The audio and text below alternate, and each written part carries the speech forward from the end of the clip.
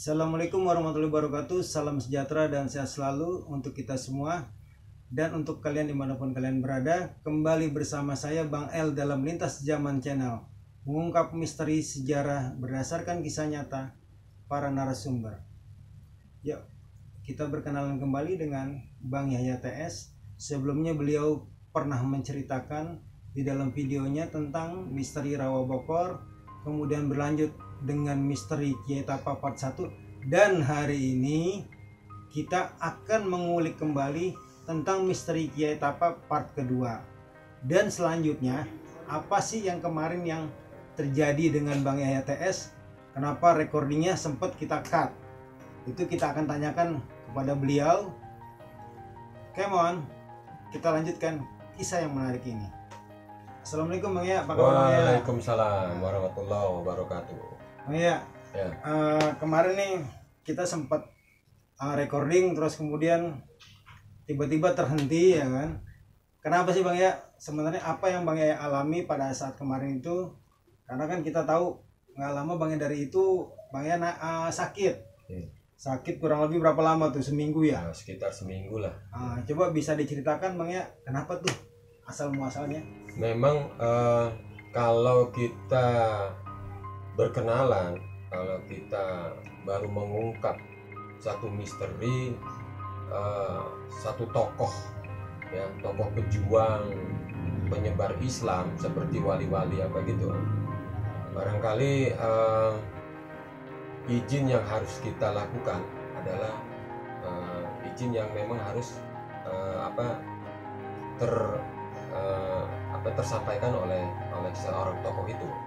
Jadi barangkali kemarin izinnya kurang, kemudian saya juga, padahal penelusuran saya soal Kiai Tapa ini itu hampir sekitar 1 bulanan gitu, sampai saya melukis wajahnya, kemudian saya melukis di mana dia berada, kemudian ada yang saya tunjukkan bahwa ada istana yang pernah dia singgahi begitu. Jadi penelusurannya sudah ada, cuman barangkali kurang persembahan atau apa, saya juga tidak ngerti. Tiba-tiba kita sedang syuting berhenti dan saya sakit hampir sekitar 1 minggu, tidak berlanjut cerita itu. Baru sekarang saya sudah lumayan agak segeran dan izin beliau sudah ada. Artinya beberapa kali saya dikasih mimpi, baik penelusuran di mana dia berada, ya, makamnya atau apanya gitu, sejarahnya apanya.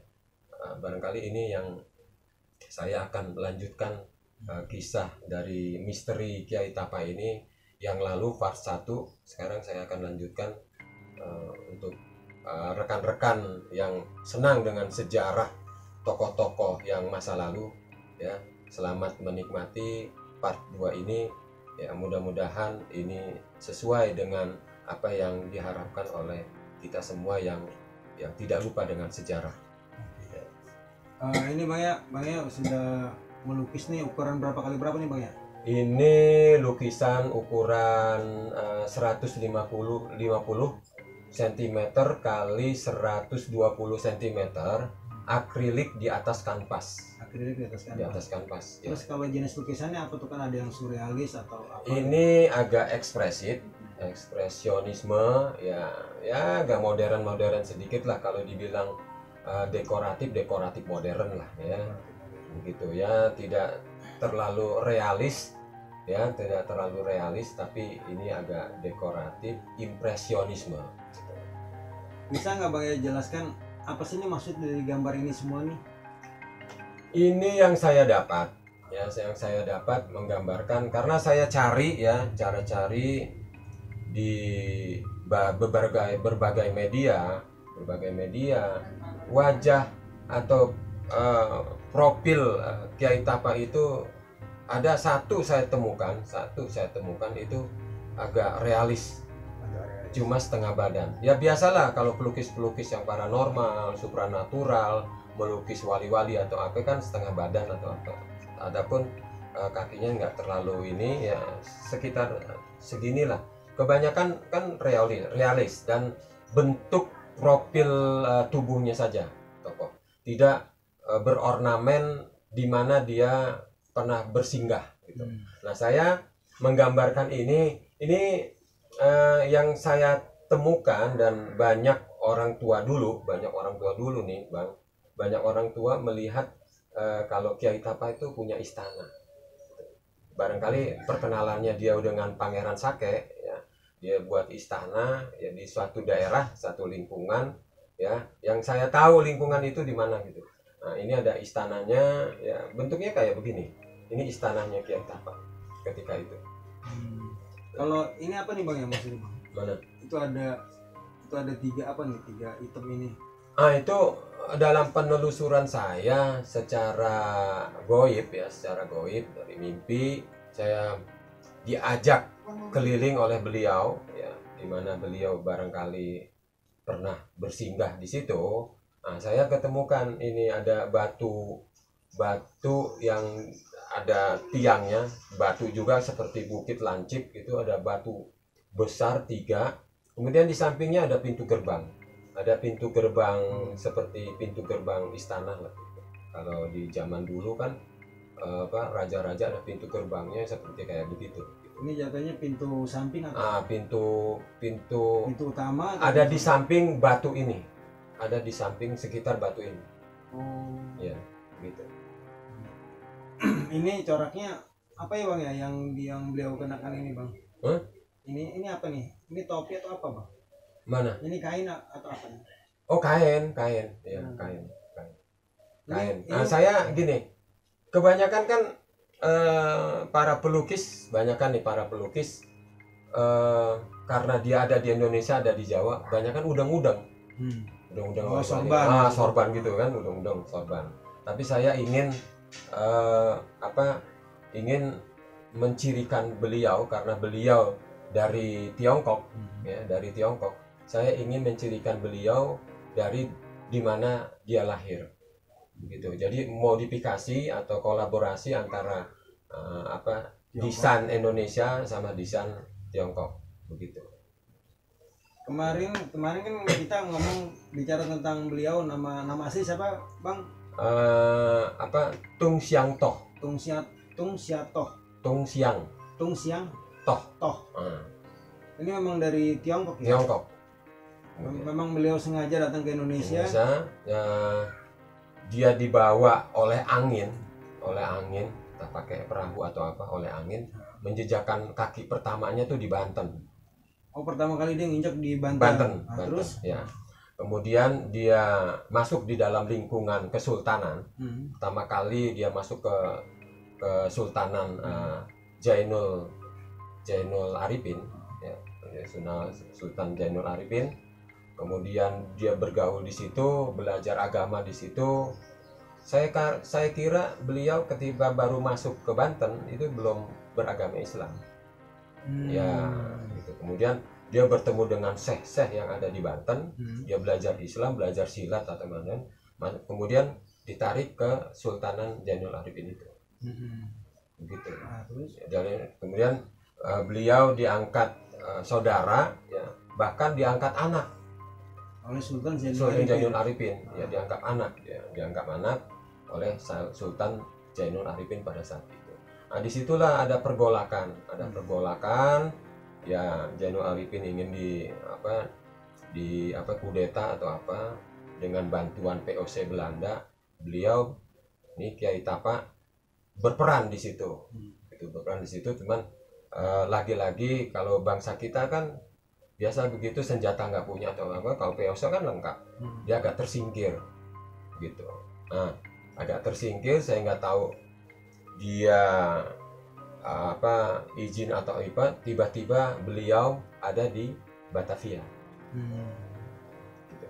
Kemudian berarti kan jejaknya Kiai Tapa ini memang sudah kiprahnya sudah kemana-mana Bang ya? Kemana-mana gitu. Artinya bukan hanya di Banten, bukan hanya di Batavia. Iya. Kemarin kita sempat cerita sampai ke Mataram ya. Iya. Nah, itu bagaimana Bang ceritanya Bang? Nah, ketika dia menginjakan kakinya di Batavia, kebetulan saat itu ada penjajah Portugis masuk ke Indonesia itu sekitar tahun 1527 ya. Itu ada pergolakan. Jadi perebutan pelabuhan Sunda Kelapa oleh Portugis. Ya, kemudian datanglah tentara Fatahillah dan dibantu oleh Demak ke ini Sunda Kelapa. Kemudian kebetulan Kiai Tapa ada di situ. Ya, Kiai Tapa berjuang atas memperjuangkan pemukiman Betawi yang ada di situ yang sudah hancur lebur oleh 3 penjajah ini nih. Saya bilang 3 penjajah atau 3 tentara ini, Portugis, Demak dan Fatahillah, untuk menguasai pelabuhan Sunda Kelapa yang terbesar pada saat itu di Batavia. Yang menjadi korban saat itu adalah penduduk dan pemukiman Betawi. Sisa-sisa orang Betawi yang masih hidup ya, barangkali juga ikut gerilya bersama Kiai Tapa itu ke Bekasi, ke Bogor, ke Depok, ke Kerawang dan itu di sekitar wilayah itulah Betawi itu yang sisa-sisa, termasuk ke Tangerang, Banten. Jadi gitu. Mungkin perjalanan Kiai Tapa setelah dari situ dia ke Bekasi, kemudian ke Bogor, Bandung, sampailah dia ke Jawa Tengah. Jawa Tengah. Nah, disitulah Kiai Tapa juga melihat secara langsung ya ada perselisihan nih Kesultanan Mataram. Oh, itu di Jogja ya? Iya, Kesultanan Mataram yang barangkali juga Kiai Tapa punya peranan di situ ya. Kemudian Kesultanan Mataram terpecah menjadi 2. Jadi Kesunanan Surakarta dan Kesultanan Yogyakarta. Nah, sampai di situ Kiai Tapa habis nih sejarahnya. Saya baca di buku-buku sejarah maupun Google habis sejarahnya. Dia entah kemana, hilang dari pergolakan itu, kemudian dia menghilang. Nah, mulailah saya menelusuri yang lari dari perjalanan sejarah sampai ke Jawa Tengah itu. Saya telusuri, ternyata Kiai Tapa kembali ke Bogor, khususnya daerah Citerep kalau nggak salah ya. Dia bertemu dengan Pangeran Sake. Pangeran Sake itu anak dari Sultan Ageng Tirtayasa. Nah, ternyata Pangeran Sake itu pendiri kota Citerep ya saat itu. Nah, mungkin dia ke Bogor, bertemu dengan Pangeran Sake, dia belajar di situ, bermukim di situ ya bertahun-tahun barangkali ya. Kemudian dia angkat anak sama Pangeran Sake, Kiai Tapa ini. Diangkat saudara, diangkat anak ya, barangkali begitu. Dari Bogor kemudian dia lagi-lagi ke Batavia. Mungkin di daerah Pangeran Sake kan lebih banyak tinggal di sekitar Pasar Minggu, Situ Babakan, Condet segala macam kan di situ. Barangkali di situ. Ya, karena saya telusuri makamnya Kiai Tapa ini agak sulit diketemukan. Maksudnya sulitnya bagaimana nih, Bang? Nggak ada ceritanya. Nggak tahu. Nggak ada ceritanya beliau meninggal. Seperti Prabu Siliwangi nggak ada ceritanya dia meninggal, di mana makamnya, gitu kan? Ya, ada beberapa nabi juga kan begitu, tiba-tiba menghilang, nggak ada ini. Nah, Kiai Tapa begitu juga. Saya telusuri makamnya nggak ada, tapi ada tanda-tanda, cuma tanda-tanda, dikasih tanda-tanda. Saya mimpi itu di sekitaran pekuburan Belanda di Jakarta itu kan. Pekuburan Belanda itu kan ada 3 di Ancol, KS Tubun, di Tenabang 1 itu Koni gitu. Itu kan sampingnya itu ada kuburan Belanda. Kemudian yang paling ada tanda-tandanya itu beliau ada di sekitar Tomang, Jalan Kiai Tapa. Jadi di sekitar Tomang di depan Jalan Kiai Tapa. Kebetulan ada seorang tokoh penyebar agama di situ, Keramat Asem, Ki Usman, Ki Umang itu tokoh dari Tomang. Ya, barangkali juga ini ada kaitannya. Berarti artinya ini nyambung nih Bang. Nyambung, iya, nyambung. Jadi atau mungkin nyambung tapi beda generasi atau memang satu generasi ini sebenarnya? Saya rasa sih satu generasi. Ini kan abad 17 semua. Abad 17 ya, atas sekitar 16-17 gitu. Nah, kebetulan di belakang rumah sakit yang ada di Jakarta Barat, swasta, itu ada keramat, namanya Keramat Asem. Tokohnya namanya Ki Usman. Ki Usman dapat julukan Ki Umang ya, karena beliau kalau berpakaian serba hitam gitu. Nah, dia tokoh penyebar agama juga gitu di Indonesia. Iya, berarti ada keterkaitan ya dengan Ki Usmansa sama beliau nih, sama Kiai Tapa. Iya. Karena sama-sama, karena depannya Ki nih. Nah, Ki Tapa, Ki Mustafa, Ki Tapa sama Ki Umang. Ki Usman. Jadi gitu.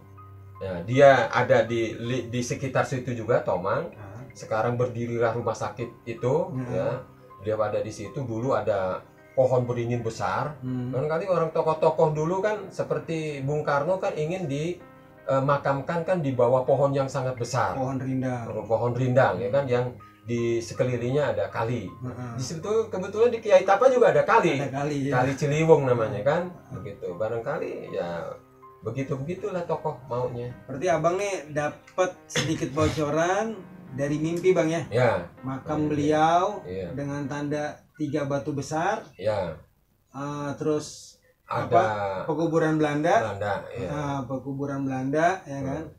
Tapi juga ada di Jalan Kiai Tapa juga yang ada hubungan dengan Ki Umang atau Ki Umansa Ibnu Gandakusuma ya. Itu ada hubungan juga. Tapi Abang belum menemukan yang pastinya Bang ya? Belum ada.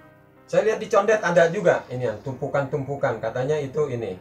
Tapi saya ini nggak begitu. Karena memang pertemuan dia sama Pangeran Saka itu daerah situ Pasar Minggu. Begitu. Berarti ini beliau tapi makamnya nggak jelas. Berarti beliau ini termasuk sejarah yang terlupakan nih Bang ya? Terlupakan, makanya saya mencoba rekan-rekan sahabat Lintas Zaman Channel ya, saya mencoba mengungkap ya misteri ini. Yang namanya misteri kan kadang terlihat kadang tidak. Jadi saya mencoba membongkar misteri Kiai Tapa ini yang terlupakan ya kan. Ternyata beliau itu adalah pejuang dan penyebar agama Islam, persis sama dengan wali-wali ya kan, Sunan Gunung Jati, Sunan Kudus segalanya ya, persis sama. Dia penyebar agama Islam begitu, datang dari negara yang jauh, Tiongkok ya kan, Tiongkok gitu. Dia masuk Islam, kemudian belajar Islam sama syekh yang ada di Banten itu, kemudian dia menyebarkan. Jadi berarti memang sejarah beliau ini singkat ya Bang? Singkat. Beliau singkat ya kan, perjalanan juga singkat ya kan? Makanya dilupakan. Dilupakan oleh kita nih, generasi muda nih harus tahu juga ya kan, begitu. Karena jalannya juga pun pendek Bang. Pendek. Iya, dari lampu merah Grogol sampai naik jembatan yang Kali Ciliwung. Gitu kan. Jalan Kiai Tapa cuma itu doang. Itu pendek. Tapi lurus Bang. Lurus. Ya. Kalau udah lurus ya harus naik. Iya. Ya kan? Ya. Kalau udah lurus harus naik. Itu suluk lagi Bang ya. Itu perjalanannya dia lah. Yang lurus ya. Memperjuangkan bangsa Indonesia dari penjajah Portugis dan Belanda. Berarti banyak Bang ya yang berperan penting, orang-orang dari luar untuk di zaman kemerdekaan itu banyak yang apa ya? Yang terlupakan. Iya, banyak yang terlibat artinya untuk memperjuangkan kemerdekaan ini. Banyak yang terlibat ya. Termasuk penyebar agama Islam kan ada di sini semua kan. Iya. Berarti memang bangsa kita ini bangsa yang penuh dengan misteri, bangsa yang penuh dengan legenda, dan segudang banyak cerita, legenda maupun misteri yang belum terungkap hingga hari ini.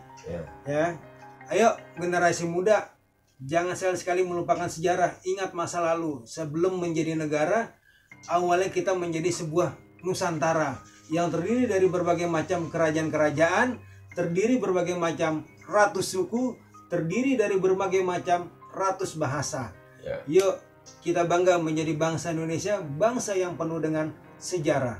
Begitu Bang ya? Penuh dengan sejarah dan budaya.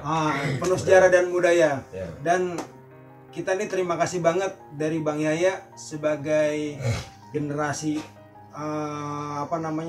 generasi tua lah, yang artinya bisa memberikan contoh kepada kita sebagai generasi muda. Ya. Ada lagi nggak Bang pesan-pesan untuk para sobat Lintas Zaman Channel? Kayaknya tadi yang sudah diucapin sama Bang El, jangan lupa dengan sejarah. Kalau ininya sih jangan lupa jas merah. Jas merah. Jangan lupakan sejarah. Dan sejarah. Bahwa kita hidup, bisa kita damai, bisa sampai sekarang kita berkeluarga, ya, bertempat tinggal di Indonesia, nyaman, damai, itu dari sejarah masa lalu, sejarah orang-orang tua kita, pejuang-pejuang kita. Gitu. Ya kan? Bang, satu lagi Bang. Ini Abang bisa menemukan Kiai Tapa ini dengan cara bagaimana Bang? Mungkin sobat Lintas Zaman Channel ingin tahu. Ini sebetulnya lama ya, saya dengar cerita. Cuma dengar ceritanya di sini orang-orang tua dulu, banyak orang-orang Jawa juga yang mengerti kebatinan apa gitu. Ya, sering berjumpa sama beliau. Ya. Di sini ada ya mungkin ada kiai yang bertapa. Dulu kan sebutannya begitu, ada kiai yang bertapa, ya, atau di bawah pohon beringin yang besar itu ada orang yang bertapa, namanya Kiai Tapa, disebut Kiai Tapa. Jadi itu yang saya telusuri sebetulnya udah lama, waktu saya SMA tuh tahun 83 84 saya udah ya sering kalau lewat situ saya lihat ke pohon beringin, gitu, karena banyak yang lihat orang-orang tua kita begitu, ada Kiai Tapa. Kiai yang sedang bertapa. Nah, bahasa itulah yang saya telusuri. Apa benar ada kiai yang sedang bertapa? Begitu. Ya. Kira-kira sampai situ aja Bang penjelasan Bang ya. Ya. Oke, rekan-rekan semua, sobat Lintas Zaman Channel, ya, dimanapun kalian berada, jangan lupa subscribe, like, comment, and share.